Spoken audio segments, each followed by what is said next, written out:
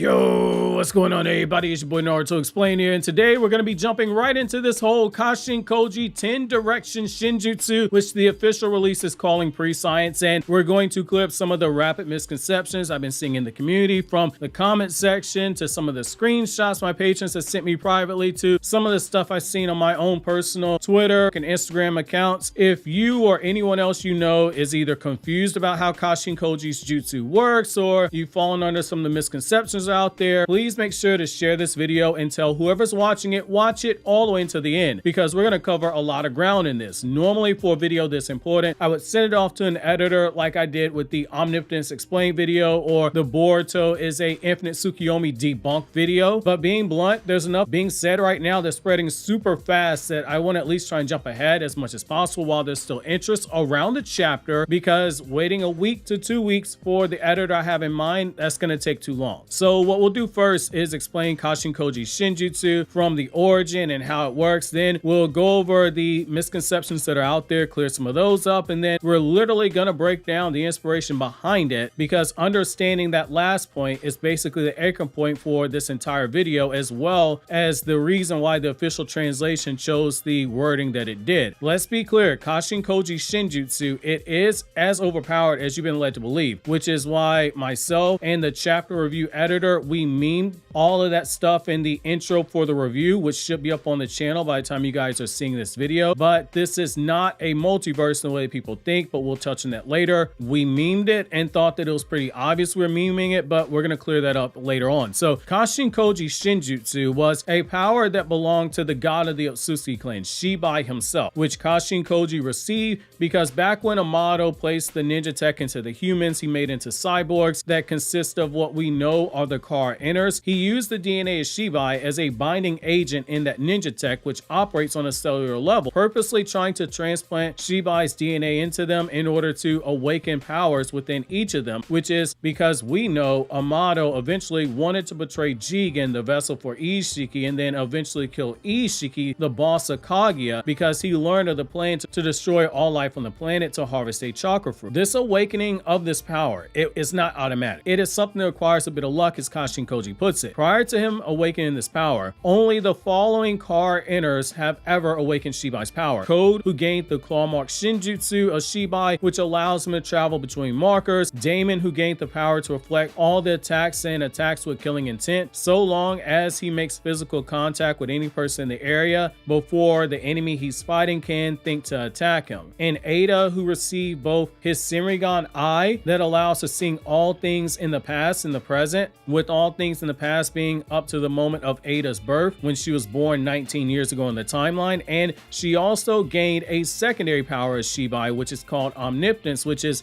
his power to turn desire into reality, but Ada, because she is not Otsuki, cannot control this power. Kashin Koji, while on his deathbed and desperate, awakened this power. That part is easy enough to understand, but this is where the confusion comes into play here. Kashin Koji's power allows him to see all possible futures, similar to how Ada can see the present and the past. Koji has a time-related power for his eye. Only his power is able to see the future. The problem is that, as Kashin Koji says, the future is ever changing because the flow of time itself is always changing. There is no one set path. One decision can make a new path for a story to go down. It's, as he said, it is a possible future. However, it's not wrong to call what he's seeing as being another timeline, but only if you do so with the understanding that this is not something that exists independent of the main timeline and runs parallel alongside it. That is very important to have that distinction made. So if Boruto right now is on timeline A, there is no timeline B, timeline C, timeline D, where different events are playing out in this moment. I've seen TikToks and Instagram reels of people saying this means there's a possibility that in one timeline Itachi Uchiha survives and is still alive, and in another timeline Nagato gave Naruto the Rinnegan, which I've done what ifs talking about those type of things. It's not quite like that. There is no Boruto multiverse in the sense that all these things run parallel and exist alongside each other. And in another timeline, you have Naruto unsealed or something of that nature.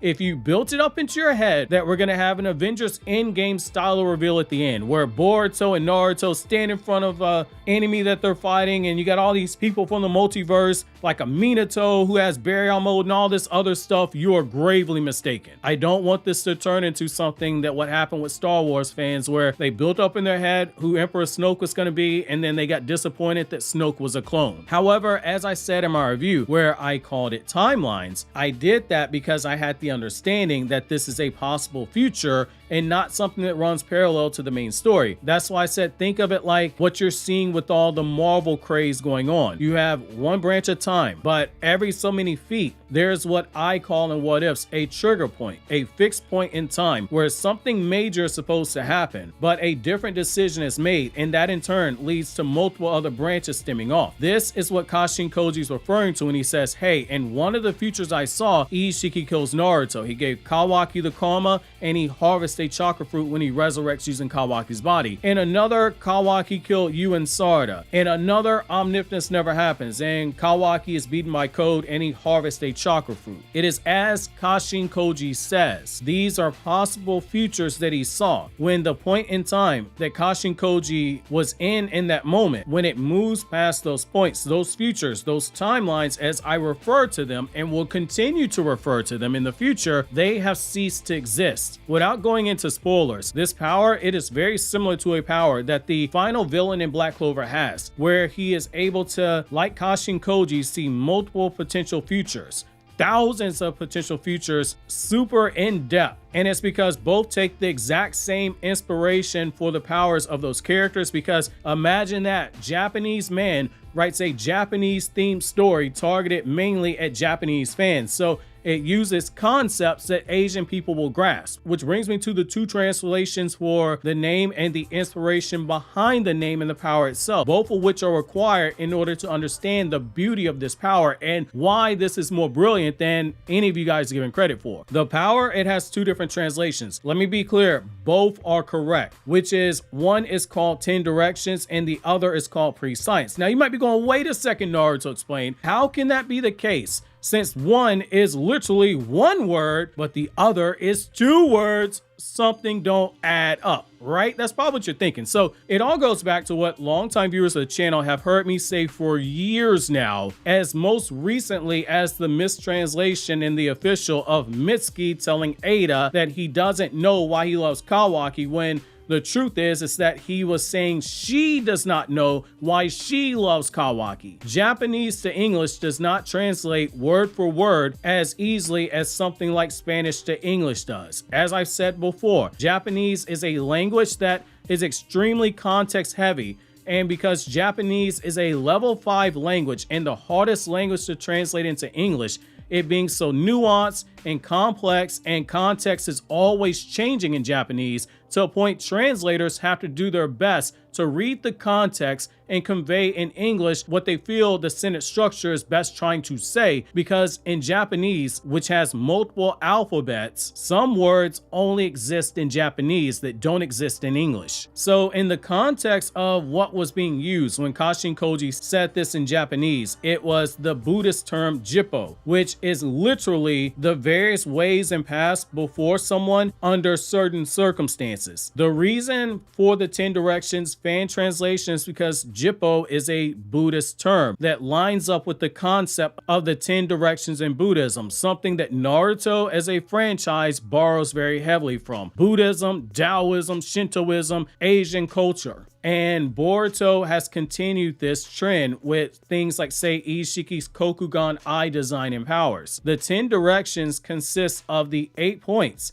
just as the Dharma wheel has 8 spokes, plus the directions of up and down. The Buddha who has ascended has a representation in all of these directions, i.e. every universe for each direction. The 10 directions are all connected to the Buddhist phrase, the 3 existences, which are the past, the present, and the future, just as Ada and Koji both collectively can see the past and present in Ada and the future in Kashin Koji. So that's the logic behind the fan translation. That is sound, which is why I will use 10 directions and I will continue to use 10 directions. However, the official translation in English, it is also correct because it is saying the exact same thing, because again, understand. Japanese to English does not translate word for word. It's up to the translator to interpret the context, and they have a lot of discretion in how they choose to phrase certain things, which is why the translator in English chose the word prescience, which at its face value, that is the perfect way to describe this power. Most people hear 10 directions and they don't know what that is.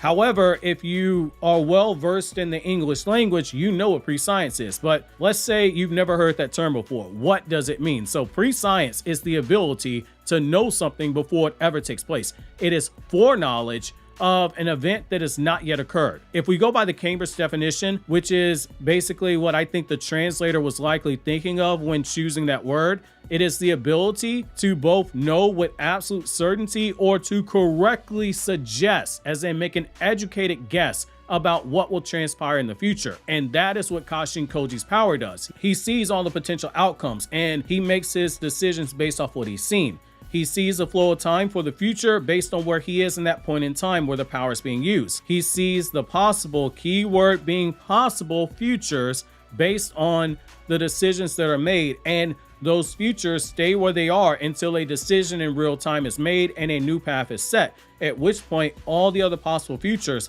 those possible timelines as I call them, those alternate timelines as I call them, they cease to exist. This is not, as some people have been saying, as a way to canonize Boruto's anime as it being an alternate future. That is not what this is. I've done a whole video going over Boruto's anime canon, including statements from some of the people involved in it. You can watch that. I'll leave that in the description box if you're curious about it. This is also not a way to do a Naruto what if spinoff series that other people are saying. This is merely Koji's power literally continue the trend of what we've seen in Boruto, which is the theme of asking the question, where does science fit into this world of shinobi, and the theme of breaking free of familiar bonds and expectations to go your own way, which is basically making your own destiny free of what others expect of you, which is the fight that Boruto as a character is undergoing now and has been undergoing ever since chapter 1 of the story. Anyone telling you otherwise does not understand Boruto's character. It's not Boruto multiverse. I've joked about it. I will probably make more jokes about it, but when I do that, I do it with the context of understanding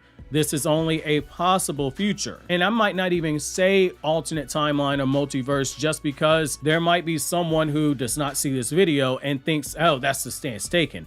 Once you get to a certain point, all those possible futures, they are irrelevant. They don't exist anymore. I cannot stress that enough. It's my hope you guys share this video before things get way too out of hand. I don't expect one video to change the whole narrative of a community. I don't expect that. However, I do hope you share this video. We don't need this being another omnipotent situation where a whole year after it's been casted, people still don't know how it works. They still downplay the power, and etc, etc. I hope this covers everything. If you feel there was something I missed, I'll address it in the comment section, or if you point out something that is big enough, I'll do a follow-up in the future when we get the official database translation for Kashin Koji's power, and I update the ninjutsu handbook playlist on the series on the channel. Again, in the meantime, share the video. I super appreciate it. Click here to watch the Boruto chapter review for chapter 13 that my editor worked on. Super proud of that. Or click here for this video for my Anime Explained channel where I discuss non-Naruto content.